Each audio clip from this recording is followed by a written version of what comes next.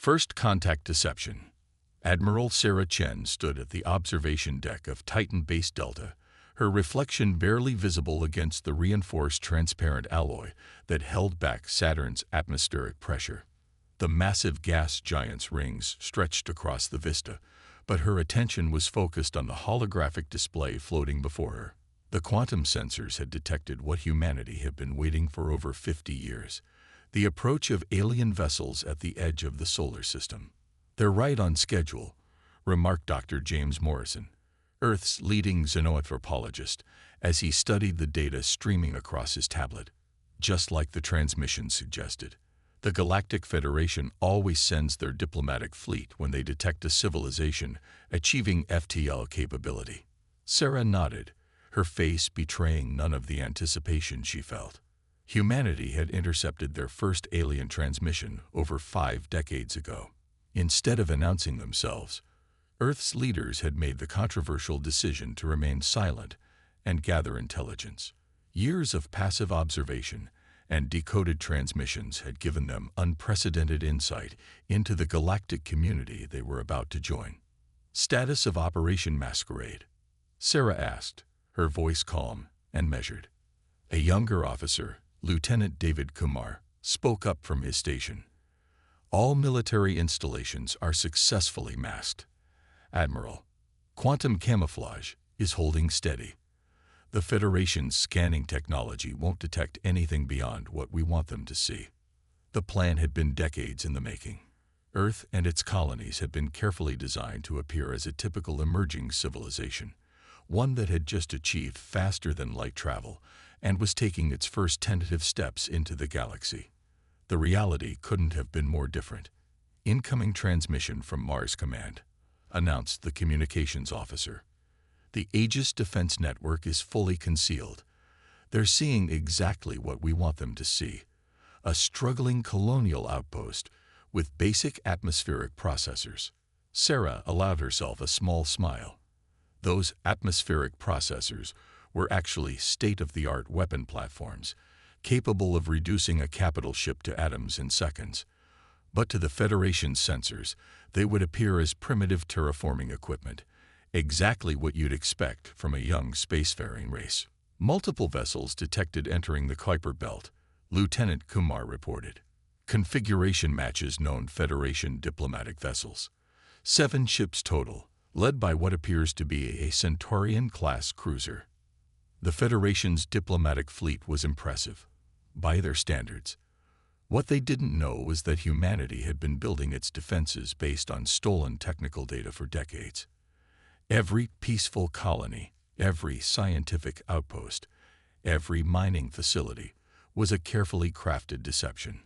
Earth's true military capabilities were hidden beneath layers of quantum camouflage and dimensional shifting technology, developments that the Federation believed impossible for a primitive race. "They're broadcasting on standard Federation frequencies," the communications officer announced. "It's a first contact package. Language databases, cultural information, basic scientific knowledge." "Information we've had for 40 years, Dr. Morrison murmured, shaking his head with a hint of amusement. "They really do follow the same protocol every time." Sarah straightened her uniform, a gesture that carried more significance than it appeared. The fabric was laced with quantum-entangled particles that could generate a personal defense shield strong enough to withstand a nuclear blast. To Federation scanners, it would appear as simple synthetic fiber. "Begin Phase 1, she ordered. "Launch the welcome fleet. Remember, our ships should appear slightly unstable, like we're still mastering the technology. Let's give them the show they're expecting." Around Saturn's rings, previously invisible hangars shimmered and opened. A small fleet of ships emerged, deliberately designed to look like humanity's first tentative attempts at interstellar vessels. Their hulls were unnecessarily bulky, their engine signatures artificially inefficient. Hidden beneath the crude exterior were systems that could have gone toe-to-toe with the best the Federation had to offer. "Incoming message from Earth Command," Lieutenant Kumar announced. "Ambassador Chen is ready." Sarah nodded at the mention of her sister. Maya Chen had been preparing for this role her entire life, to play the part of humanity's wide-eyed, somewhat overwhelmed representative to the galactic community. The Federation fleet had passed Neptune's orbit now, their formation exactly as predicted. Sarah had studied their first contact protocols extensively. They would stop just past Mars, make their grand announcement of welcome, and expect humanity to be appropriately awed and grateful. "They're scanning us," Kumar reported, a hint of tension in his voice. This was the crucial moment. Would their deceptions hold? "Scans are reading exactly as planned," the science officer confirmed after a moment. "They're seeing early fusion drives, basic shield technology, and lots of inefficient energy signatures. Everything you'd expect from a civilization that just achieved FTL travel." Sarah watched as humanity's primitive fleet moved to make contact with the Federation vessels. Everything was proceeding according to plan. The Federation would find exactly what they expected: another young race ready to be guided into the galactic community. They would never suspect that Earth had spent decades preparing for this moment, building defenses that could have held off the entire Federation fleet if necessary. But that wasn't humanity's goal. They had learned from their surveillance that the Federation, while technologically advanced, was stagnant. They hadn't faced a real challenge in millennia. Their first contact protocols were designed to guide primitive races into becoming dependent members of their civilization. Earth had different plans. They would play the part of the grateful newcomer, all while gathering more intelligence, building their strength, and preparing for the day when humanity would reshape the galaxy's power structure. Not through war. They had learned enough to know that wasn't necessary. Through innovation, adaptation, and careful manipulation of the Federation's own bureaucratic system. "Federation flagship is hailing us," the communications officer announced. Sarah nodded. "Put them through to Ambassador Chen. And make sure our translation software appears to struggle a bit. We wouldn't want them to think we already understand their language perfectly." As the first official contact between humanity and the Galactic Federation began, Sarah allowed herself another small smile. The Federation thought they were initiating first contact with a primitive race. In reality, humanity had been participating in galactic politics for decades. The other players just didn't know it yet. The game was about to begin, and Earth was holding all the cards. The Federation was about to learn, slowly and carefully, that humanity was anything but primitive. But for now, Sarah would watch as her sister played the role of an overwhelmed ambassador, marveling at technologies that Earth had surpassed years ago. "All systems nominal," Kumar reported. "Deception protocols holding steady." "Very good," Sarah replied, watching as the Federation's impressive ships drew closer. "Let's give them the welcome they expect. After all, we wouldn't want to spoil the surprise too soon." The veil lifts. High Counselor Vex Era of the Galactic Federation stood on the observation deck of Europa Research Station, his crystalline form refracting the light from Jupiter's massive presence.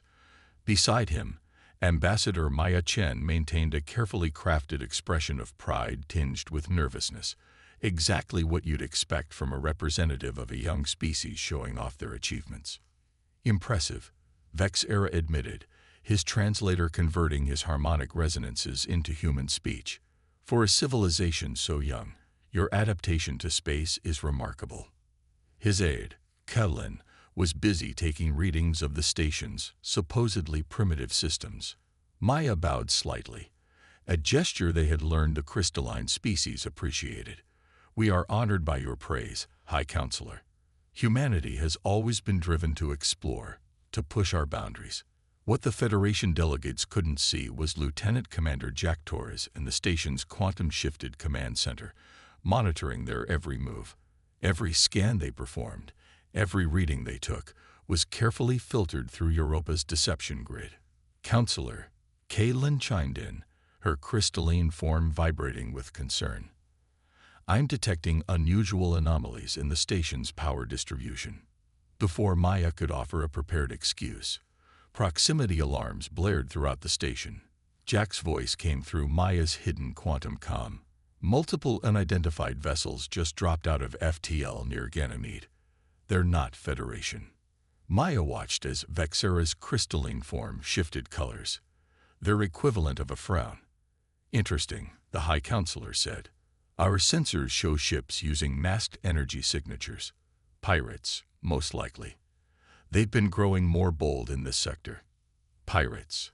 Maya allowed worry to creep into her voice. We haven't had to deal with space pirates before. The lie came easily. Earth had been quietly eliminating pirate scouts for years. The unidentified ships moved with predatory grace, their formation suggesting experienced raiders. On Europa's hidden command deck, Jack Torres made a decision. Admiral Chen, they're heading straight for the civilian research outpost on Ganymede. Permission to activate limited countermeasures. In her office on Titan, Sarah Chen quickly assessed the situation. The Federation would expect a young civilization to panic, to rely on their protection. Instead, they would get a carefully measured surprise. Approved. Protocol Omega-3. Let's give them a small peek behind the curtain. The pirate fleet was halfway to Ganymede when their sensors detected something unusual. What had appeared to be simple weather monitoring satellites began to move, their harmless exteriors dissolving to reveal sleek combat drones. The drone's design was deliberately mid-level, advanced enough to surprise, but not enough to reveal humanity's true capabilities. Impossible, Caitlin whispered, her crystalline form pulsing with shock. They have autonomous defense systems. Their technological level shouldn't. The drones engaged the pirate vessels with precise coordination. Their weapons were a generation behind humanity's best, but still far beyond what the Federation expected them to possess. The pirates, caught off guard by the unexpected resistance, found their shields struggling against the supposedly primitive weapons. Maya watched the Federation delegates' reactions carefully. Vexera's color patterns showed surprise, but also something else: calculation. The High Counselor was already reassessing his assumptions about humanity. Ambassador. Vexera's harmonic patterns shifted to a more formal tone. Perhaps you could explain how a young civilization such as yours developed such effective defensive capabilities. Maya activated another prepared protocol. High Counselor, humanity has faced many challenges in our history. We learned early that it's better to have defenses and not need them, than to need them and not have them. She paused, allowing uncertainty to color her tone. We hope this doesn't affect our potential relationship with the Federation. The battle near Ganymede was ending quickly.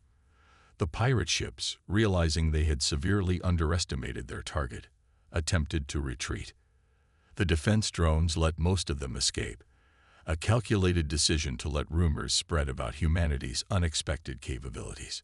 In the quantum-shifted command center, Jack Torres watched the Federation delegates through hidden sensors.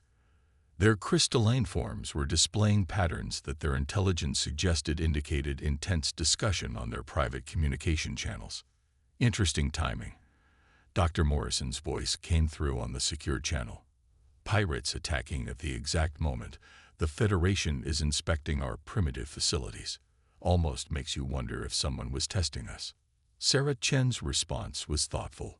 The Federation's internal politics are more complex than they appear.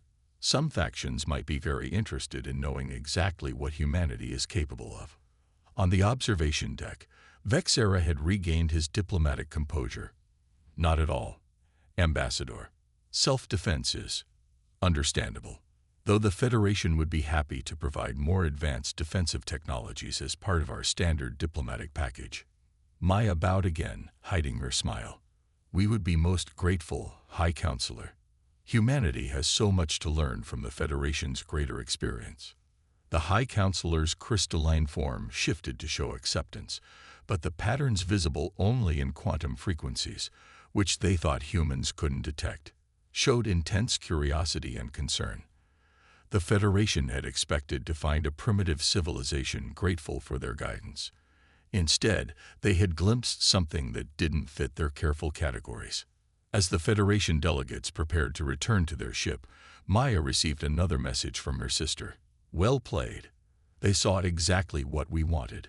Enough to make them cautious, not enough to make them hostile. Phase 2 begins tomorrow. The game was becoming more complex. Humanity had shown one card from their hand, carefully chosen to reshape the Federation's expectations while maintaining the illusion of a developing civilization. The real question was, how would the various factions within the Federation react to this new player who didn't quite fit their usual patterns? Maya watched the crystalline delegates depart, their forms refracting Jupiter's light.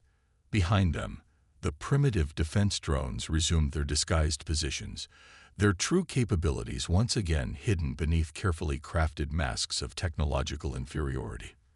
The first veil had been lifted, but humanity's greatest secrets remained secure, waiting for the right moment to reshape the galaxy's balance of power. Ancient threats emerge. Deep within the Kuiper Belt, at a hidden monitoring station designated Point Omega, Dr. Elena Santos watched as her quantum sensors detected something troubling. The background radiation of space itself seemed to be shifting, creating patterns that humanity's secret research had identified decades ago. "Control, this is Point Omega," she transmitted through the quantum-encrypted channel. "We're detecting signs of precursor technology activation. Pattern matches Archive Delta 7. In her office on Titan, Admiral Sarah Chen received the report with outward calm. Humanity had discovered the dormant precursor installations years ago, carefully monitoring them while keeping their existence hidden from the Federation. If they were activating now, after humanity's display of advanced technology during the pirate attack, it couldn't be coincidence. The Federation delegation is requesting another inspection tour, Maya Chen reported through the secure channel. High Counselor Vexaret seems particularly interested in our primitive defense systems. Let them come, Sarah decided. But Dr. Santos, keep me updated on those energy signatures. If what we discovered in the archives is correct, we might have less time than we thought. The Federation diplomatic vessel descended toward Mars, where humanity had prepared another carefully orchestrated display of their developing technology. This time, however, something was different. The crystalline forms of the delegates showed subtle stress patterns that their previous encounters hadn't revealed. Ambassador Chen. Vexera's harmonic tones carried an edge of urgency. We've been authorized to offer your species an accelerated membership package. Full integration into the Federation, including advanced defensive technologies and cultural exchange programs. Maya maintained her diplomatic smile, while her quantum implants analyzed every fluctuation in the delegates' crystalline structures. Their anxiety was clear in frequencies they thought humans couldn't perceive. They knew something they weren't saying. In orbit high above them, hidden by technology the Federation couldn't detect, Commander Jack Torres monitored a different kind of display. The precursor energy signatures were growing stronger, forming patterns that matched humanity's worst-case scenarios. "Admiral," he transmitted, "the activation sequence matches what we found in Ruins Site Beta. They're waking up." The precursors, or as the Federation's heavily redacted histories called them, the Ancient Ones, had vanished eons ago, leaving behind ruins and technology that the Federation carefully controlled access to. What the Federation didn't know was that humanity had found their own precursor sites, hidden in the outer solar system, and had spent decades decoding their warnings. Dr. Santos' voice came through again, tense but controlled. "Energy spike at coordinates 247 Mark 89. Something big is coming through." Maya watched as Vexera received a priority communication, his crystalline form briefly flashing colors of deep concern before he controlled himself. "Ambassador, we've just received word of some unusual stellar phenomena in your system's outer regions. Nothing to be concerned about, but perhaps we should continue this inspection at a later time." Before Maya could respond, every quantum sensor in the solar system triggered simultaneously. In the space beyond Neptune's orbit, reality itself seemed to tear open. A massive structure emerged, organic yet mechanical, beautiful yet terrifying. Its surface rippled with energy patterns that exactly matched the warnings in the precursor archives. "By the first light," Kaylin whispered, her crystalline form pulsing with terror. It can't be.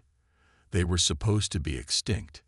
In the hidden command center, Sarah Chen made a decision that would change the course of human history. All stations, initiate Protocol Omega Prime. Authorization, Chen Alpha 009. Across the solar system, humanity's carefully maintained deception began to fall away. The primitive defense satellites revealed their true forms, quantum-linked weapon platforms that made the Federation's best technology look obsolete. The atmospheric processors on Mars transformed into massive shield generators, creating defensive barriers that could withstand the force of a supernova. On every planet and moon, hidden hangars opened to reveal humanity's real fleet, ships that combined precursor principles with human innovation in ways the Federation had never imagined possible. And from the depths of the asteroid belt, enormous structures began to move, installations that humanity had built using knowledge gained from their secret precursor archives. Admiral Jack Torres reported, "The precursor vessel is scanning us. Energy readings match the patterns described in Archive Omega. They're looking for signs of their technology." Maya turned to the shocked Federation delegates, dropping all pretense of technological inferiority. "High Counselor, I believe it's time for some honesty between our peoples. That ship out there, we know what it is, we know why it's here, and we know how to fight it." Vexera's crystalline form shifted through colors of shock, fear, and finally understanding. "You knew. All this time, you knew about the awakened ones. But how? The Federation has kept their existence secret for millennia. Humanity doesn't like depending on others for our survival," Maya explained as Earth's true defensive fleet moved into position. "When we first detected signs of alien life, we didn't just watch and wait. We prepared. We found precursor ruins that the Federation didn't know about. We learned. We adapted. And we built." The massive precursor vessel began moving toward the inner solar system, its surface writhing with energies that defied normal physics. But humanity was ready. They had spent decades preparing for this moment, building defenses and weapons specifically designed to counter precursor technology. Sarah Chen's voice echoed through all channels, both human and Federation. "All units, battle stations. Operation Lightbringer is now in effect. Let's show our visitors why humanity doesn't fear the dark." As the Federation delegates watched in awe, humanity's real technological capabilities were finally revealed. The game of deception was over. Now it was time to demonstrate why humanity had worked so hard to keep their true strength hidden, not out of fear, but because they had been preparing for a threat that the Federation had tried to forget. The chess game. The Federation Emergency Council chamber, hastily assembled aboard their flagship, hummed with nervous energy as representatives from a dozen species argued in barely controlled panic. The massive hologram at the center of the room showed the precursor vessel, now holding position just beyond Neptune's orbit, while humanity's previously hidden fleet maintained a defensive formation that even veteran Federation military advisors had to admire. This is unprecedented. The Merid representative's tentacles writhed in agitation, bioluminescent patterns flashing distress signals. A pre-contact civilization with this level of technology. They'd violated every protocol, every regulation. With all due respect, Maya Chen interrupted, standing calmly at the center of the storm. "Those are your protocols, not ours. And right now, we have more pressing concerns than regulatory violations." High Counselor Vexera's crystalline form shifted through complex patterns of thought. "The ambassador is correct. The awakened one's return changes everything. What we need to know, Ambassador Chen, is exactly how much your people know about them." In the quantum-secured command center of humanity's sole defense network, Admiral Sarah Chen watched the Council proceedings through hidden feeds. "Time to show them another card," she transmitted to her sister, but carefully. Maya nodded almost imperceptibly. "We know they were called the Nexus," she began, using the ancient name that made several council members flinch.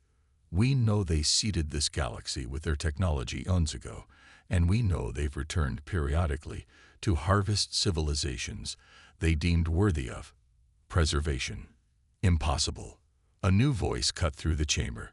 Arch Commander Krell of the Federation Defense Force, his armored exoskeleton clicking as he stepped forward. That information was sealed in the deepest Federation vaults. Even I only learned of it upon reaching my position.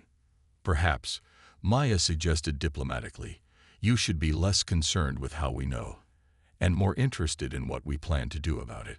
The hologram shifted, showing new data that made the Federation representatives fall silent.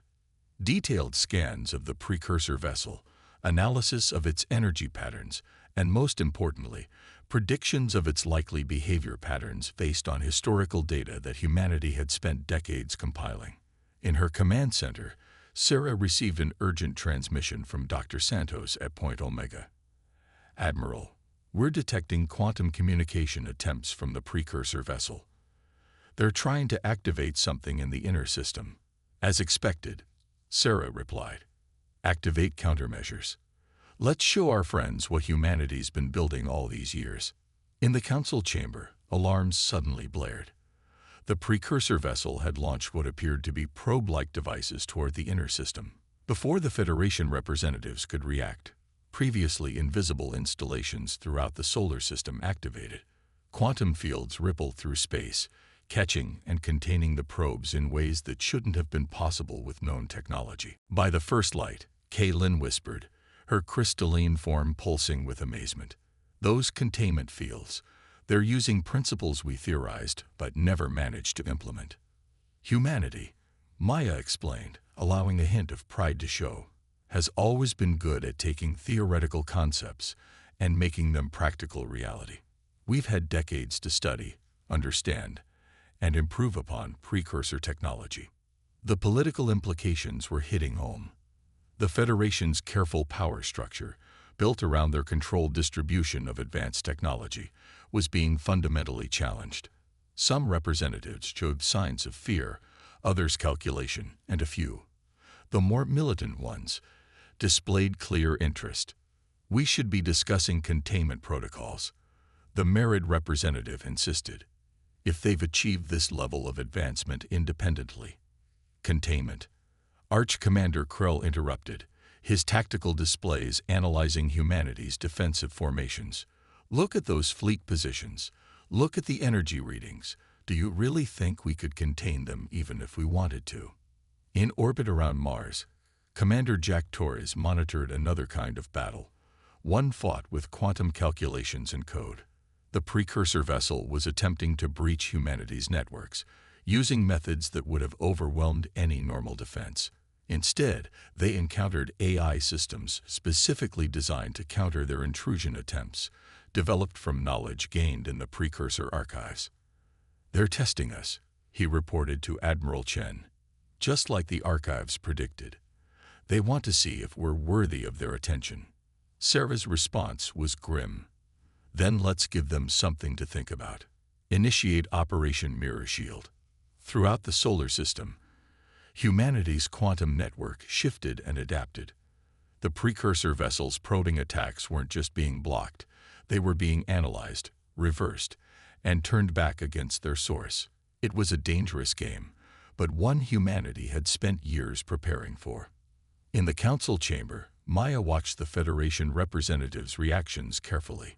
Every display of humanity's capabilities was carefully calculated, enough to prove they couldn't be ignored or easily controlled, but not enough to provoke an immediate military response. We're prepared to share some of our defensive technology with the Federation, she offered, causing an immediate stir among the representatives. In exchange for full membership status and unrestricted access to your historical archives. Vexera's crystalline form showed complex patterns of rapid calculation. You offer technology sharing no. When we face an existential threat, consider it a demonstration of good faith, Maya replied smoothly. And a reminder that humanity believes in cooperation from a position of strength, not subservience. The political dance continued as the precursor vessel probed humanity's defenses, but with each probe, Each test, the ancient entity was learning what humanity had known for decades, that they weren't facing a simple emerging civilization, but something new. A species that had used their period of isolation to prepare, to build, to advance in ways that neither the Federation nor the precursors had anticipated. As the Council debated and argued, Sarah Chen watched the quantum sensors tracking the precursor vessel's every move. The real game was just beginning, and humanity held cards that neither of their opponents yet suspected existed. Paradigm shift. The massive precursor vessel hung in space like a dark star, its surface rippling with energies that defied conventional physics. But something had changed. After hours of probing humanity's defenses, testing their responses, and attempting to breach their systems, the ancient entity had fallen silent. In the quantum-secured command center, Admiral Sarah Chen knew this wasn't surrender, it was calculation. They're adapting their assessment protocols, Dr. Santos reported from Point Omega Station. Energy patterns suggest they're completely reevaluating their approach. This has never happened before, according to the archives. In the Federation Emergency Council chamber, the political landscape was shifting just as dramatically. The initial panic had given way to intense strategic discussions as various factions realized the implications of humanity's revelations. Your species, High Counselor Vexera addressed Maya Chen, his crystalline form showing complex patterns of reconciliation and calculation, has rewritten every assumption we held about technological development. You didn't just survive in isolation. You thrived. You took fragments of precursor knowledge and developed them in ways we never imagined. Humanity has always excelled at thinking differently, Maya replied. While the Federation built its hierarchy around controlled distribution of technology, we focused on understanding principles. While you classified and restricted precursor knowledge, we sought to comprehend and improve upon it. The holographic displays showed a new development. The precursor vessel was reconfiguring itself, its organic mechanical surface flowing like liquid metal. But humanity's response was immediate. Quantum fields shifted, defense platforms adjusted, and the hidden installations throughout the solar system maintained their containment protocols. Commander Jack Torres' voice came through the secure channel. Admiral, we're detecting changes in their quantum signature. It matches pattern Omega-9 from the archives. They're preparing for direct communication. Sarah Chen straightened in her command chair. This was the moment humanity had prepared for through decades of secret development and careful planning. All units maintain current positions. Maya, it's time for Phase Omega. In the council chamber, Maya stepped forward as new holoprojections appeared. They showed data that made even the most composed Federation representatives react with shock. Detailed analyses of precursor communication patterns, consciousness structures, and most importantly, their fundamental motivations. The precursors, or the Nexus as they called themselves, weren't just testing civilizations for technological advancement. Maya explained. They were searching for something specific, a species that could think beyond their established patterns. Their harvesting wasn't about destruction or domination. It was about finding worthy successors. The chamber erupted in chaos as the implications became clear. Humanity hadn't just been preparing defenses, they had been working to understand the very nature of their ancient visitors. And now, as the precursor vessel began broadcasting on frequencies that the Federation had never been able to decode, humanity was ready to answer. Sarah's voice came through all channels, both Federation and human. Initiate first protocol. Let's show them what humanity has really achieved. Throughout the solar system, humanity's quantum network synchronized in ways that defied conventional understanding.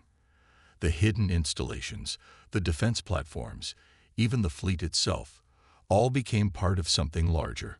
Not just a defensive network, but a demonstration of how humanity had taken precursor principles and evolved them into something new. The precursor vessel's surface rippled with new patterns as it received humanity's transmission. It was more than just communication. It was proof that humanity had achieved what the precursors had been seeking for eons. They had found a species that could not only understand their technology, but improve upon it in ways they hadn't predicted. Impossible, Caitlin whispered, her crystalline form pulsing with awe. They're not just communicating with it, they're showing it something new. In the Quantum Command Center, Dr. Santos watched as energy patterns she had studied for decades shifted into configurations never before seen. The quantum resonance is stabilizing. They're accepting our innovations. The precursor vessel's response changed everything. Instead of the expected harvest protocols, it began transmitting data, vast archives of knowledge, freely given. But more importantly, it was engaging with humanity's developments, showing genuine interest in how they had modified and improved upon the original precursor technology. Maya turned to the stunned Federation Council. This was always humanity's goal, not to fight the precursors, but to prove ourselves worthy of true exchange. Not as subordinates, but as equals who could contribute new ideas to their ancient knowledge. And now, she continued, gesturing to the ongoing exchange of data between humanity and the precursor vessel, we extend the same offer to the Federation. Not as a primitive race-seeking guidance, but as partners who can help lead the galaxy into a new era of understanding and development. High Counselor Vexera's crystalline form showed patterns of deep realization. You never needed our protection. You never needed our guidance. You were preparing to protect us. Humanity. Sarah Chen's voice came through, filled with quiet pride, has always believed in being prepared. We hid our true capabilities not out of fear, but because we knew this day would come. The day when the galaxy would need more than just custodians of ancient knowledge. It would need innovators. The precursor vessel began to move, but not toward Earth. Instead, it took up a position that the archives had shown was used for long-term cooperation and exchange. Humanity had achieved what no other civilization had managed. They had turned first contact with both the Federation and the precursors into an opportunity for genuine partnership. As the Federation Council struggled to adapt to this paradigm shift, as the precursor vessel prepared for unprecedented cooperation, and as humanity's true capabilities were finally revealed, Sarah Chen allowed herself a moment of reflection. Humanity had gambled everything on their ability to understand, innovate, and think beyond established patterns. They had hidden their strength not to deceive, but to prepare for this moment of transformation. The galaxy would never be the same. The age of carefully controlled progress was over. A new era was beginning, one where humanity's drive to understand, improve, and innovate would help reshape the very foundations of galactic civilization. The chess game was over, but the real work of building a new future was just beginning.